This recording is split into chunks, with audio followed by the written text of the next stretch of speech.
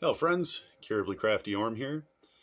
Today's video is going to be another one of Orm's inventory videos. I'm going to shy away from the medieval weapons for just a moment. Not that I won't get back to them, but I think in our country's horrific economic status, it's important to put an emphasis on all of the things you can do with recycling materials, not just being zombie ready.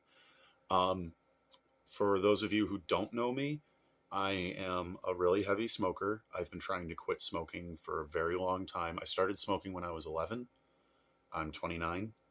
So I've been trying to quit smoking since I was like 17. So yeah, 12 years of trying to quit. And so far, nothing's really worked. My big hint for all of you guys today is that you can be a full-time smoker with far fewer health issues and spend far less money, and all you have to do is just stay away from big tobacco. Marlboros, Newports, Camels, Lucky Strikes, Salem's, if they sell it at the store in a box, stay away from it. You can buy all natural tobacco in bulk for a fraction of what a carton of cigarettes costs you, and it'll last you twice as long. I'm not kidding. A pack of rolling papers, 100 top brand rolling papers, costs $2 and some change. A pound of tobacco costs about $23. So for that $23 plus $4 worth of rolling papers, well, about $5 worth of rolling papers. So for under $30, you have 3 cartons worth of tobacco and 1 carton's worth of papers. You know what a carton of Newports cost you? Yeah. And I know a lot of people who live near Native American reservations where where they have their tobacco products are much, much, much cheaper. You can, up where I live, there's a reservation where you can buy a pack of smokes for around $3. Still cheaper to roll them yourself. Now, for me, my goal is always to smoke less, no matter what anyway. But let me just point out that when I switched to rolling my own cigarettes, I was still chain smoking to the same degree that I was when I was smoking box cigarettes, but all of my chest pain was gone. My smoker's cough vanished. Now, I was inhaling the raw, regular tobacco, the natural tobacco, just as much as I was inhaling Newports, Marlboros, Camels. Those were my top 3, and Lucky Strikes. When I'm inhaling the natural pipe tobacco, it doesn't hurt. Now, don't get me wrong, smoking anything is bad for you. And inhaling smoke of any kind is bad for you. Even smoking weed is bad for you, and I'm a strong advocate for all the medicinal benefits and health benefits to smoking marijuana, including the mental health benefits for people with high anxiety and severe depression. I'm one of those people. It's smoking weed is what helps me not bite my fingernails this bad. So, I do understand from a lot of different perspectives, like the health stuff involved in all of this. So today what I'm going to show you guys is a tobacco pipe that I've made. And the tobacco pipe has actually been helping me smoke drastically less, which is saving me even more money. I'm still a smoker, and I enjoy my pipe. It's very relaxing. Honestly, I think it's a lot more relaxing than smoking a cigarette. But the reason is because there's like maintenance involved and stuff. And what's the biggest part for a lot of smokers? The hardest thing to give up is having something to do with your hands. It's not even the smoke itself or the nicotine itself. And those big tobacco, brand tobacco, the cigarettes and stuff, have so many extra chemicals in them. And a lot of the stuff that's in those cigarettes actually raises your anxiety, deepens your depression, and makes you feel like you need another cigarette that much worse, even though it's only adding to the problem. Marlboros and Newports are the biggest culprits for this. Newports are, like, by far and large, the most toxic cigarettes on the planet. If you hold a Newport under a black light, I'm not kidding, it's camo. It looks camo. If you hold regular raw tobacco rolled up in a normal plain white top brand rolling paper under a black light, it looks the same but blue. There's your difference. When you hold a Newport under a black light, that camo effect is all the different chemicals glowing. They are that bad. So, Big Tobacco, being one of the largest supervillains of our time, is going to hate me for this video. Here's my tobacco pipe. I've already got it nice and loaded. And I'm going to show you what I did to make it, because it's not just carving wood and slapping it together. There's a curing process to all of this too. You can't just stain it with any old regular wood stain. It won't be safe to smoke if you use the wrong thing. So I'm going to show you how I stained it and how I painted it and everything, and how I kept it smoker safe. So there's my pipe. I keep a tin of tobacco at all times. And my ash bell, I made that one myself too. And what an ash bell is it's just a tamper. The broad side is for smothering out your ember, putting out your pipe. The skinny side is for packing down the tobacco, because as it burns, it loosens up. As anything gets hot, it expands. So when the tobacco expands and it loosens up, there's too much air, and these little skinny strands of tobacco, yeah, because it's in like little skinny strands like that, they burn up really fast and just burn out. So you got to keep kind of packing it down and pack the ember down, keep it tight and keep it burning right.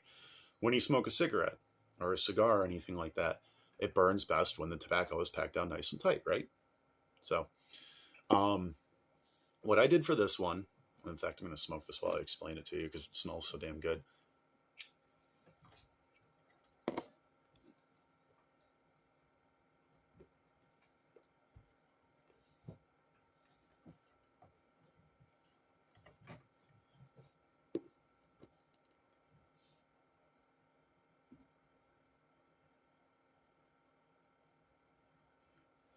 So anyway,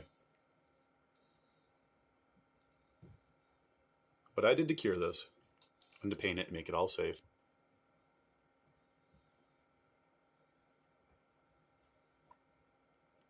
Sorry, I love this thing. What I did to make it all smoker safe is when I went to stain this, I stained it with black coffee. That's it. That's how I drink my coffee. Straight black, no cream, no sugar. Poured a little bit into a condiment cup. Took a paintbrush, light coats. This is 7 coats of coffee to get it from pale, almost balsa colored. And it's not balsa, this is cherry. It was super pale, and after I sanded it down, it was this is white as a ghost. So this is about 7 coats. And you let each one dry before you put on the next one. It takes about 5-10 minutes for application of coffee to dry all the way, if you do it light and you don't soak the wood. I don't recommend soaking the wood, because anytime you soak wood, it makes it more porous after it dries, because all that moisture forces the wood to expand. And then, yeah, when it dries, it's just going to be full of air holes, and your pipe is going to burn up on you. So coffee to stain it. On the 7th and final coat, though, when the coffee was still damp, I used 1 light application of vegetable oil, just straight vegetable oil. Because the oil is more dense than the coffee, and because the wood is porous, the porous wood wants to pull in any moisture that comes into contact with it. The oil being denser than the coffee forces the coffee in and locks it in, but the coffee being still damp stops the oil from soaking in and taking over all the wood completely. So it's like a layer, like the oil stays on a thin layer on the outside of the wood. Like it's still soaked into the wood, but it's the outermost edge of the wood.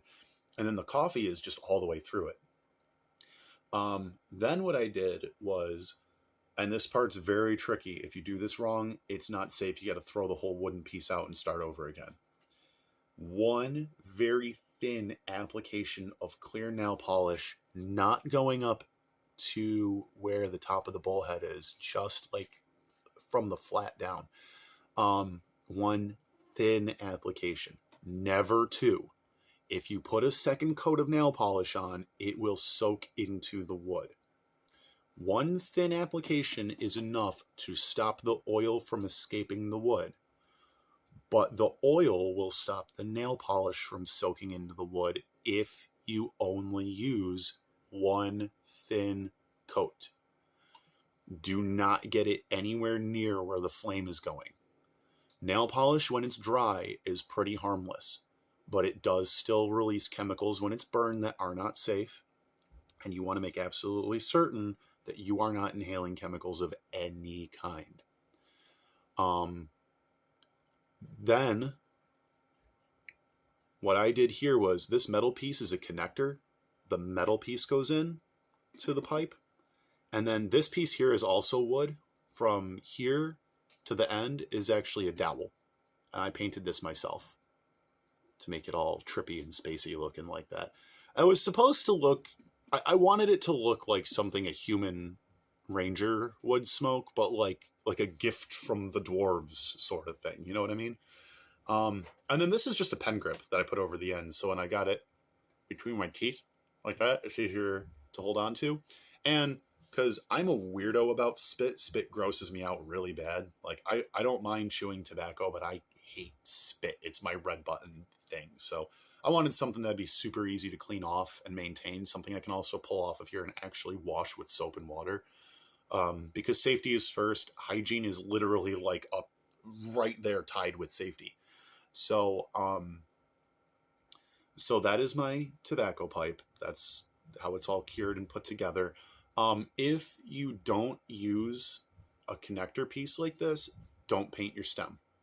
Don't do it. Because what will end up happening is the stem will get hot and you'll still end up inhaling all those chemicals. The stem doesn't get hot at all.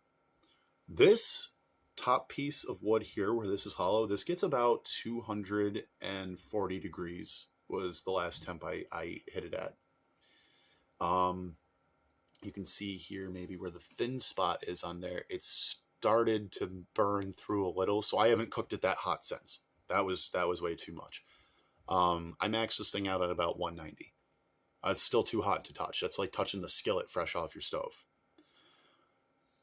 This doesn't change temperature at all. Doesn't change temperature at all. Certainly doesn't change temperature at all. When I did the thread around here, I oil soaked the thread to make sure that that would also not burn. When you oil soak something, just a heads up, the oil does increase the heat. Like once the oil that's in the wood heats up, it heats up the wood way faster. It stops it from burning, but it does allow it to heat up way more intensely. But everything from the stem down, that's all solid wood. So this is all cool to the touch, no matter how hot you get this. This is always cool, and you can always set it down safely without having to worry about setting it down and this surface being hot and potentially burning anything. It's like always, safety is always first. So ladies and gentlemen,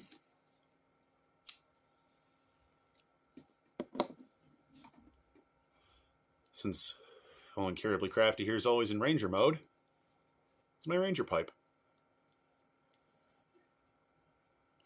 I thank you guys, like always, for indulging me. As much as I appreciate like ratings, even more so I appreciate your opinions. And above and beyond, I appreciate anything that'll help save your life, save your money, and screw big tobacco. So, thank you guys, like always, for indulging me. I appreciate your like ratings, but I appreciate your opinions even more. So feel free to stuff that comment section down below. Thank you guys for being my ever faithful viewers. And thank you guys for making this all feel more worthwhile. All these crafts and all this art is so much more fun when I have wonderful people to share it with. Thank you for being the wonderful people you are.